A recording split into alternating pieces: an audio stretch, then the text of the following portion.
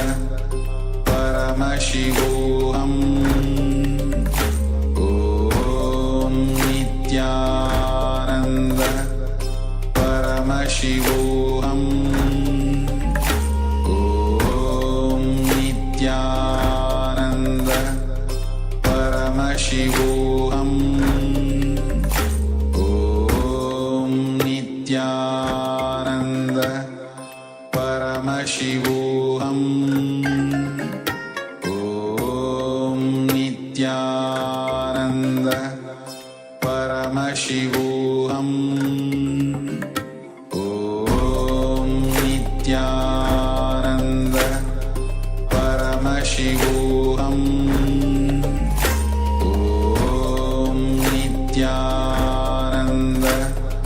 Paramashivoham Om Nityananda. Yes, so now you can relax slowly, very slowly. You can open your eyes and pen down what was revealed to you through your third eye. You can put your answer in the Zoom chat, and if you're in the YouTube, go on, comment on the YouTube chat, and if you're in other social media, please comment there. Let's take a few moments as you pen down the answer that was revealed to you through your third eye.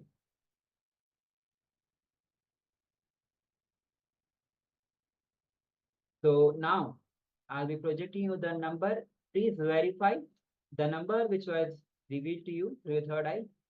So one of our Zoom participant has put the number as 5.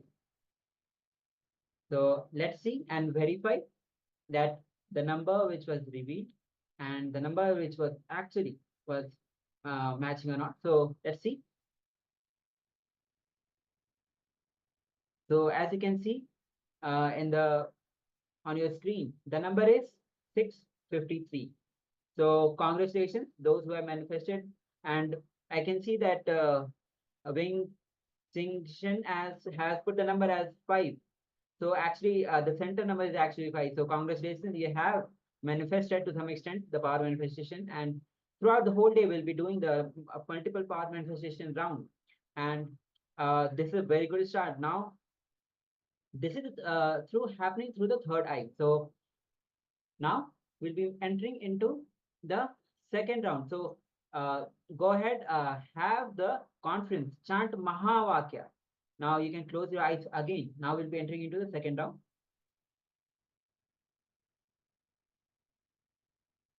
Now the Iris has put 5, 43, 6, 78. So numbers are quite close. 3 is matching, 5 is matching, and 6 is also matching in the 2 numbers. Okay, let's get ready for the next round. So please close your eyes and put the eye band on your eyes. Let's get ready. Chant the Mahavakya intensely. Om Nityananda Paramashivoham. Chant the Mahavakya intensely. Drop any idea that you have apart from you being Nityananda Paramashivoham. Visualize Paramashiva has come down. So now let's get ready. Be in the continuous space of powerfulness through the japa of Om Nityananda Paramashivoham to manifest the state, phase, and powers of Paramashiva. So now I'll be projecting you the number. See through your third eye what is being revealed to you through your third eye. Do not apply your logic. And let's scan and pen down. So I'll be projecting. Let's begin.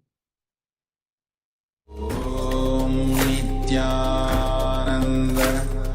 Paramashivoham Om Nityananda Paramashivoham Om Nityananda Paramashivoham Om Nityananda Paramashivoham Om Nityananda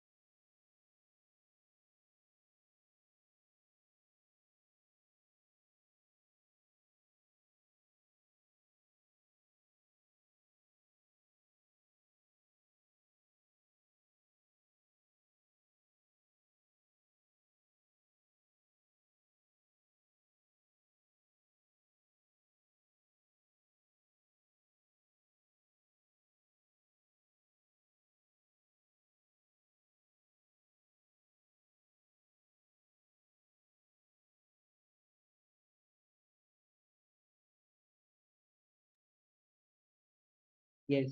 So now let's verify. Let's verify that what was being projected on your screen. And if you have any other participant want to share the revelation, go ahead and put your revelation of third eye. Okay, so I'll be projecting the number which was being projected. So let's verify what was being revealed to you through your third eye. So as you can see, the number again was 653. 653. So if you have manifested this power, congratulations.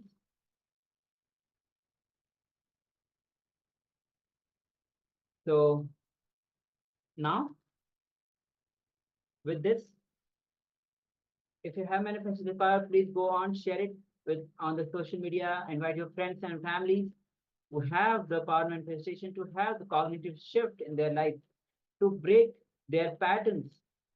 Because when you break your, when there is a cognitive shift, when there is pattern breaking, the cognitive shift happens here and it manifests as power. And things which you could not do before, you can simply start manifesting. That's why uh, through yoga, energy is volted to you, and through power manifestation, there's a cognitive shift that happens to you. And when Swamiji himself comes for darshan, he instills all the he energizes you, initiates you into, it changes the very DNA of you. So now let's with this we have come to the end of the power manifestation session. Now we'll be moving on to our first segment of the day, which is going to be the basically the power of words. Yes, power of words, how it is important to us and how it impacts our whole life, and what needs to be done with the power of words. So let's understand the science of our power of words and how you should be handling yourself with this power, the words that you utter, how it impacts you and how it impacts others. That creates your life, because words is you. What words you chatter inside you is you. That makes you. And that has the power. So let's begin this interesting and exciting session to understand the astonishing yet the true power of words. So to start with, there are two researchers who have created visually compelling evidence of the power of sound, where are the Japanese scientists called Marutu Emoto and Fabien Maman. Now the Maman, who is a French composer, acupuncturist and geoenergician, and Helen Grimmel. She's a biologist and experiment with both healthy and cancer cells. Yes, they experiment with both the healthy cells and the cancerous cells to see how they would respond to the voice and to various instruments. So, this is a very interesting research. So let's see how it came as a result. In this book, in his book, the role of music in the 21st century, Maman reports that among the dramatic effects of sound, they captured in their photograph was the progressive destabilization of the structure of the cancer cell. Yes. So when they saw the report, the dramatic effect of sound they captured in their photograph was the progressive destabilization of the structure of cancerous cells. Maman says that when he played the sounds that progressed up the musical scale, the cancer cells eventually exploded. And then the Japanese scientist, Dr. Masuru Emoto, has shown the potent effects of sound by photographing water crystals in work that was published in his books called Messages from Water, and was featured in the movie What the Bleep Do You Know?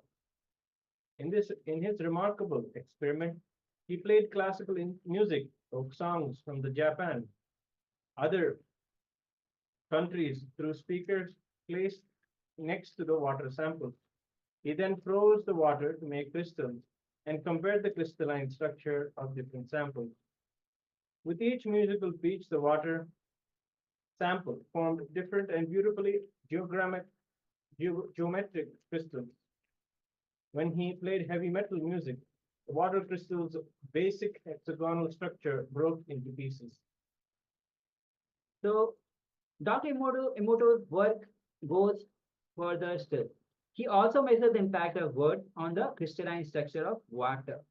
Now, the result of Dr. Emoto's experiment matches with what psychologists, researchers, and even the spiritual masters alike have shown. The words we speak and thoughts we think impact our well-being at all levels. Yes.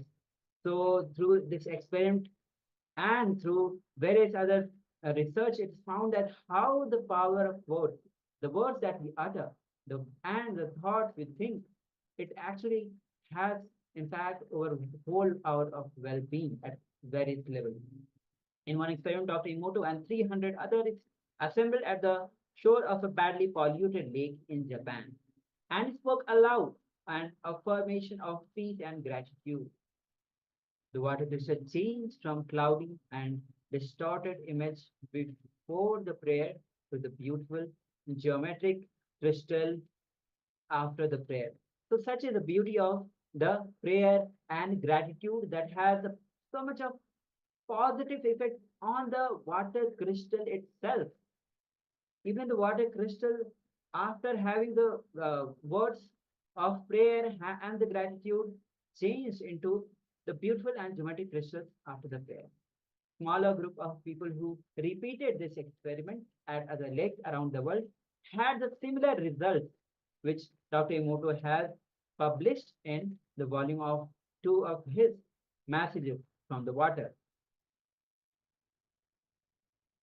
In another experiment, Dr. Emoto taped various words and phrases to jars of water. Afterward, he photographed the crystals formed when these water samples were frozen. Words or phrases such as thank you, love, appreciation, love thyself produced a variety of beautiful geometric forms. On the other hand, phrases such as you make me sick or you fool produced crystals that were disconnected and chaotic. So as you can see, even the simple crystals, water crystal has the positive and the negative impact of the with the power of words, the words that were impacting the water crystal. With the positive words, it becomes beautiful, geometrical, and with the wrong words, negative words, it became distorted. Now, the implications of these simple experiments are profound, since our bodies are made up of 70% of water. Yes. Now, as now we are looking at our body, our impact of the words on ourselves. So, because 70% of our body is water, imagine how the sounds and the vibrations that fill our external environment affect our internal environment, our very self. Just in the last few last in slides, we saw the impact of sound on the water crystal. Imagine how the words we speak about ourselves and others affect not only our own health, but also the health and well-being of those in our life. Yes, so we are not independent of identity itself, because those words affect ourselves and the others who among whom we are living with. So we have to be really conscious of the words that we utter inside and out. Here's a small story. A man tells his friend, I haven't spoken to my wife in a week. The friend asks him, why? Are you having a fight with her? The man replies, no, I'm afraid of interrupting her. You make your own meaning of the words uttered. What is heard and what is cognized becomes completely disconnected or unconnected. So this is the default listening of many people. There's no connection between what is heard and what is being cognized. Then we must understand authentic listening.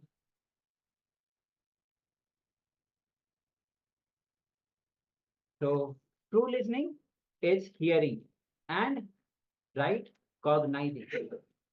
So when you actually hear and cognize it rightly, only then the true listening happens. Then if that is the case, then let's understand what stops us from listening. The incompletion. past thoughts, emotions, patterns, hangovers, residues sitting in the present and suffocating us. Let us not letting us live the future. You can always take the example of a person witnessing a horrible murder on the beach when they were 5 years old. How that would sit inside their inner space and prevent them from enjoying anything. Yes.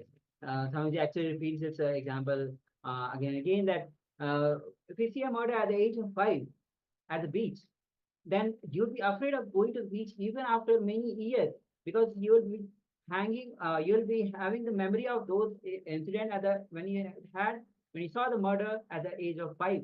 Even after years, you'll be afraid just because you had that experience. Even though currently when you are going to the beach, that is totally different experience by itself. So authentic listening means hearing and cognizing, happening without any interference of incompletion. So when you hear and cognize without any interference of incompletion, that is listening.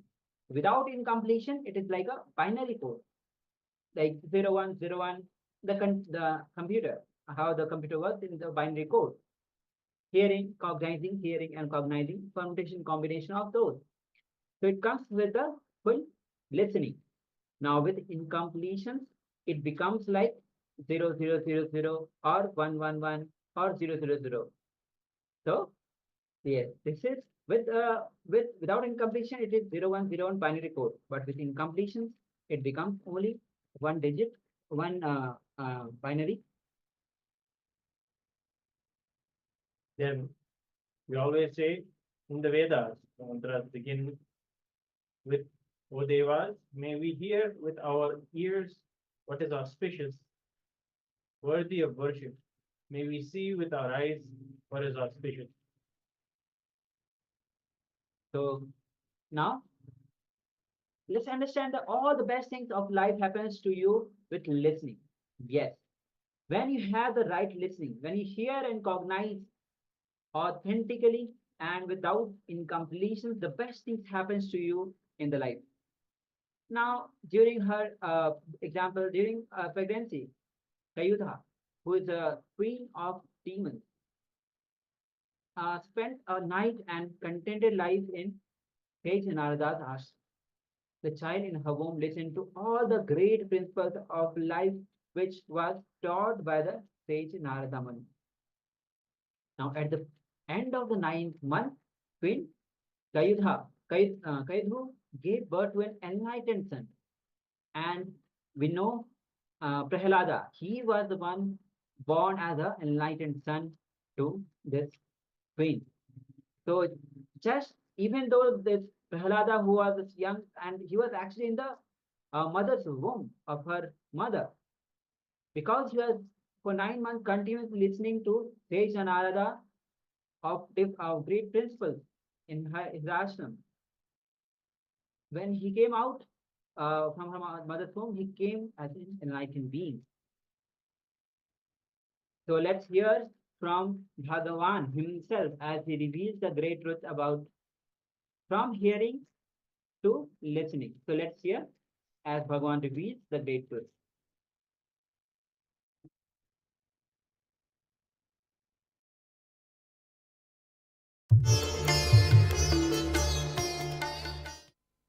Whatever you want in your life, you might have come for the program here through two-way video conferencing or in the Rajya Sabha physically. You might have come here for health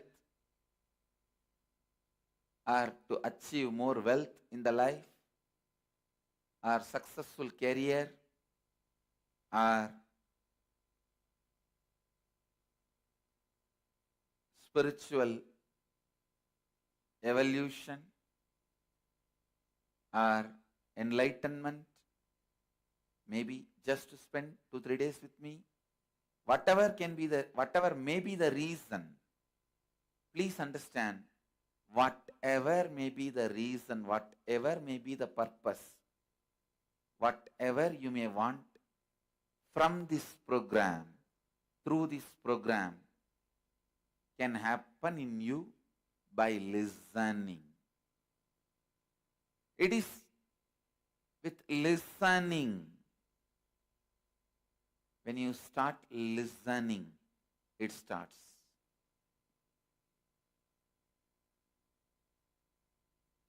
When I say listening, I don't mean just hearing. The default hearing, which all of us have. Let me define this default hearing and listening. Default hearing means you hear some words or sound. The moment you hear,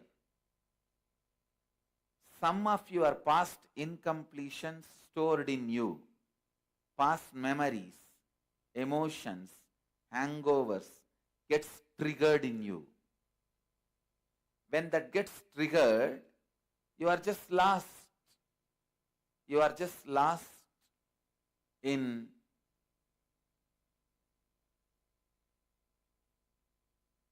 the triggered hangover. I'll give you an example.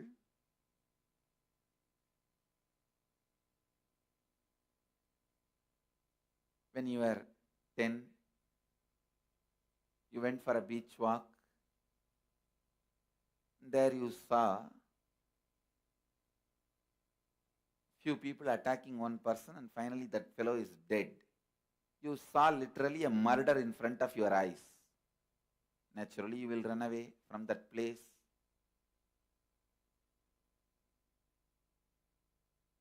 After that, you may never go to beach for a walk.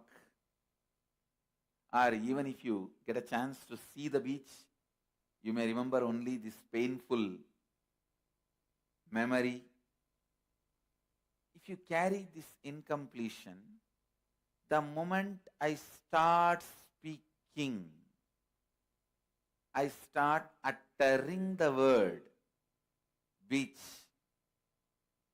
or a beautiful walk in the evening beach, the breeze of the evening beach. Here I am talking about the beautiful, loving, very soothing experience. But there in you, that incompletion gets triggered. You are already in the mood of that being terrorized, frightened, fear, carrying that hangover, that incompletion being triggered.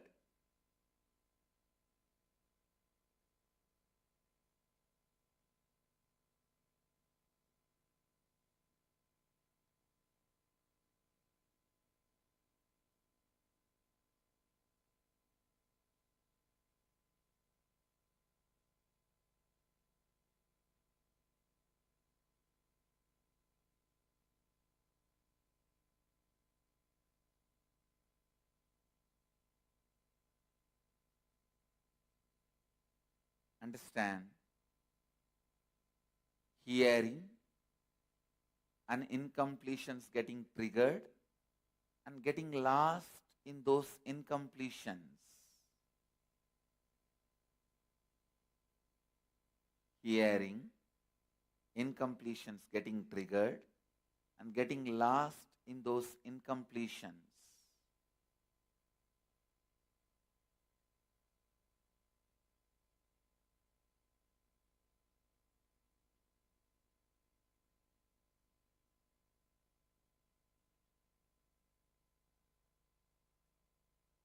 That is what is your default hearing. Now, when I ask you to listen, I mean listen and internalize everything I am uttering without allowing the interference of that past hangover, incompletion. At least for next few hours, the program is around almost 3 hours a day. little more than 3 hours with a break. If you see, it's around 5.5 hours. Listen. At least the next few hours, next 3 days, I'm requesting you to listen and internalize directly without allowing your incompletions interfering, without allowing your incompletions hitting, without hearing your incompletions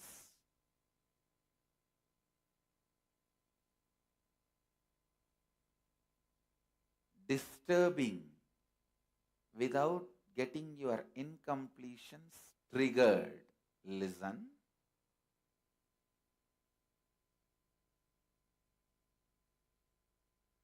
You listen and internalize, means understand, cognize. Then again, listen, cognize, listen, cognize. This is like a binary action. 0, 1, 0, 1, 0, 1, 0, 1, 0, 1. Like the computer. How you hear the binary code in the computer. 0, 1, 0, 1. But if the incompletions get triggered and interfere, it is not 0, 1, 0, 1, 0, 1. It is like a 0, 1. Then again 0. The incompletions getting triggered stops the hearing and internalizing, hearing and cognizing, hearing and cognizing. This process gets disturbed. This process gets disturbed. Understand? When the hearing and cognizing is disturbed, you become tired. You get disturbed. And the listening gets broken. Especially Indian classrooms, you are trained not to listen. The long hours, boring syllabus, boring teachers. Naturally, you are pushed to get into the state of samadhi by sitting with open eyes. Listen.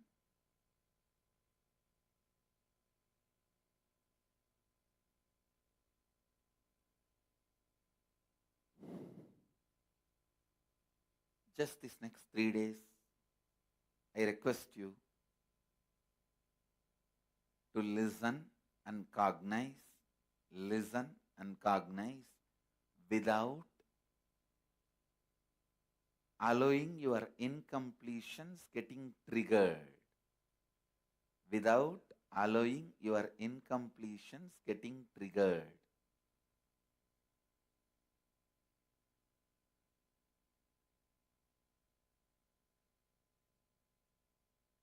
My commitment with you all, please listen. Please listen carefully. I can make whatever you want as reality. Please understand. I am really serious about what I am uttering. I am sincere about what I am uttering. I can make whatever you want as reality. Health, wealth, success, complete relationships, whatever you want as reality. I can make that happen. I can make whatever you want as reality.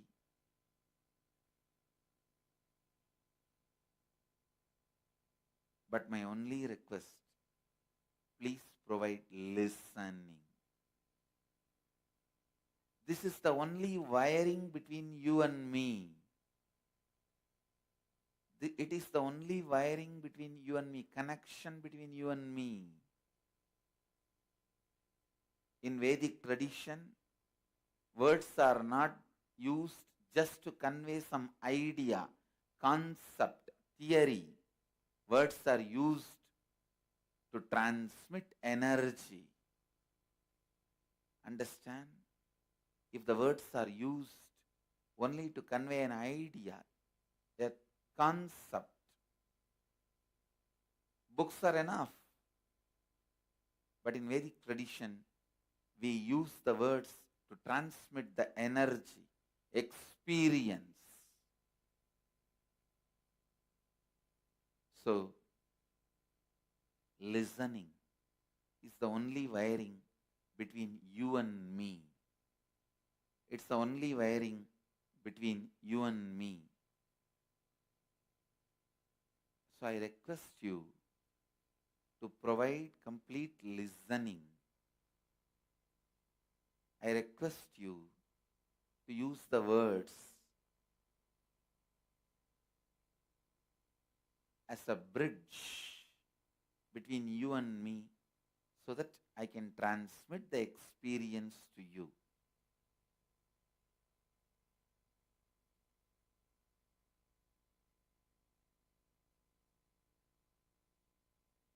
Listen.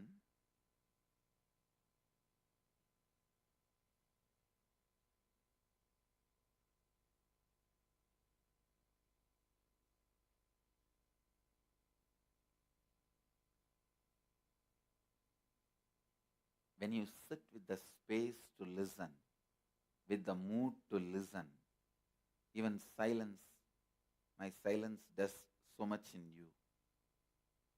Even my silence can do so much in you. So, listen.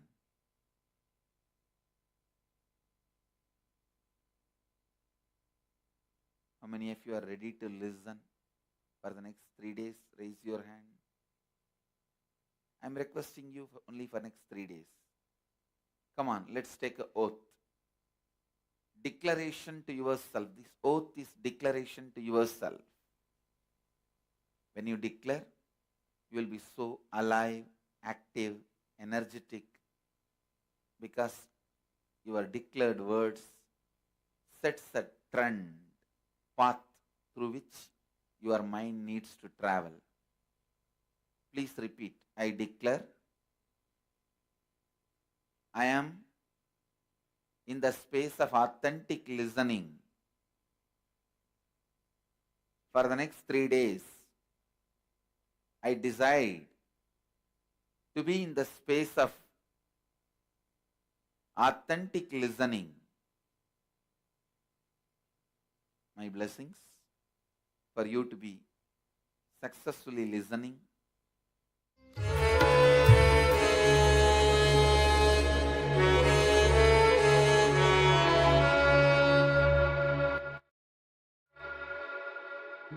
So now, after this powerful revelation by Swamiji that on the authentic listening, listening starts with ourselves. Listening to yourself is leads to clarity. So now, when Swamiji has given such a powerful cognition, it's time that we internalize these great truths and start listening to ourselves. So for this, we'll be moving on to internalization exercise, where you can take your own time and start cognizing, internalizing these great truths. So let's enter into it.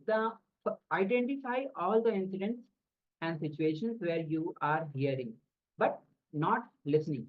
Yes. So this is the first step.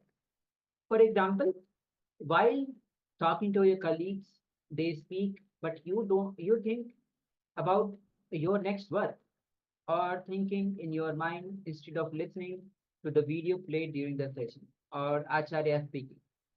During a conflict or argument with someone, you are thinking about your next reply instead of listening to what the other person is saying. So, like this, many incidents will be happening in your life, which where you'd be hearing but not listening.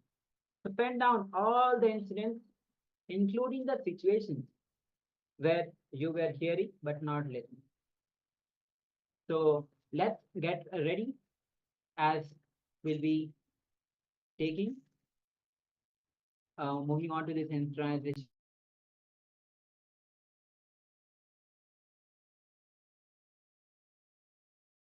Yes. So let's get ready into step one. Now we'll be we'll be taking 5 minutes for each.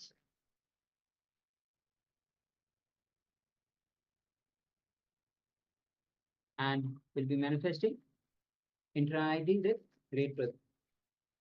Just give me a moment.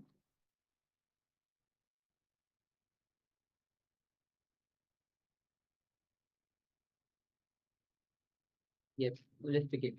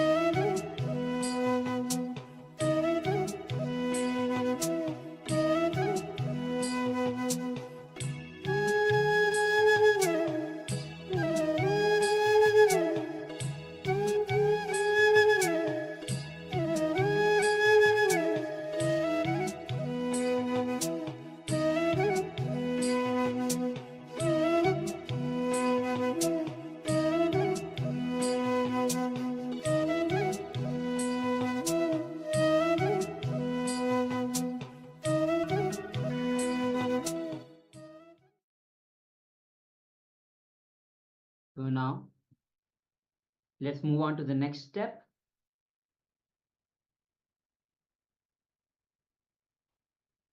Now, for each of these incidents and the situations that you have identified and you have penned down what you think about or what incompletions you go through instead of listening. For example, thinking about your next task, what you plan to do afterwards, feeling restless or irritated, planning your next reply to win over the argument or prove yourself right. So let's take another 5 minutes for this step. Let's begin.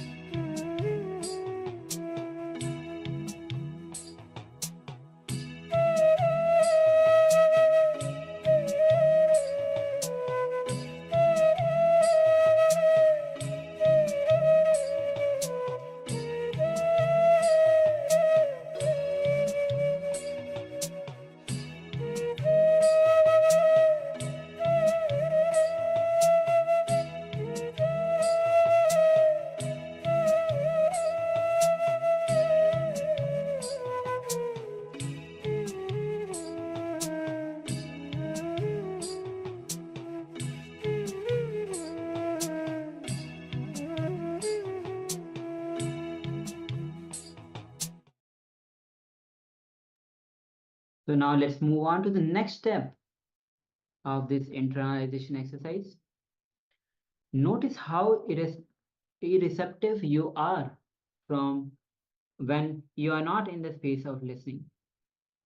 Complete with all the incompletions you wrote in step 2 and decide to be in a space of listening in all these situations from now onwards. Yes, your decision is so powerful it can just complete with all the incompletions. So let's begin. Let's take another few minutes for this step. Let's begin.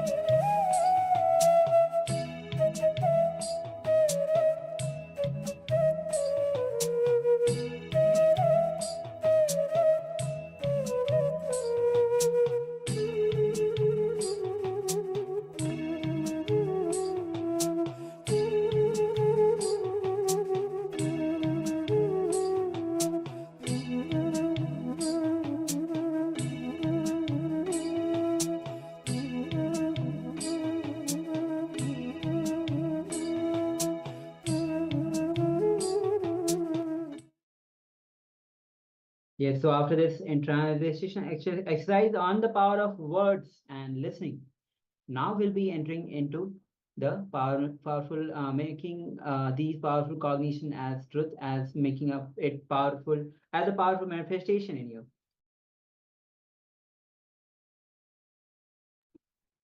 Let's get ready to manifest the powers of Paramashiva. So have your eye bands with you. We'll be manifesting the Ashtamahasiddhis, powers of Ashtamahasiddhis. So which are the external powers of divine. So here's a beautiful verse from the Ashtamahasiddhi from Shivatamhita. Yes. So let me now chant the Shastra Pramana for all of you, and then we'll move into the manifestation.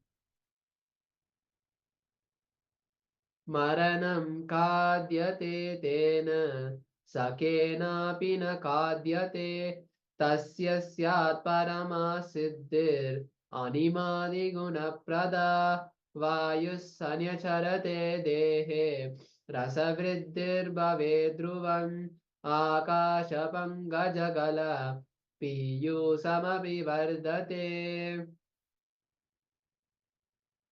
The translation is, death is eaten by Paramashiva. Paramashiva is eaten by none. He manifests the highest power, such as Anima, Lahima, Mahima, and the other Ashtamaha Shaktis.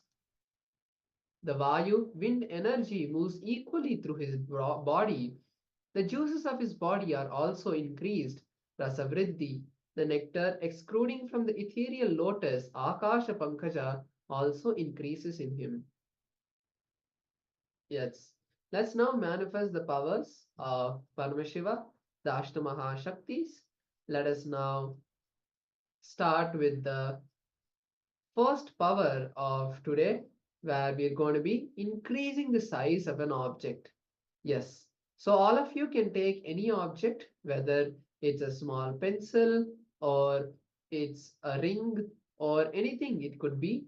Take that object and measure its size.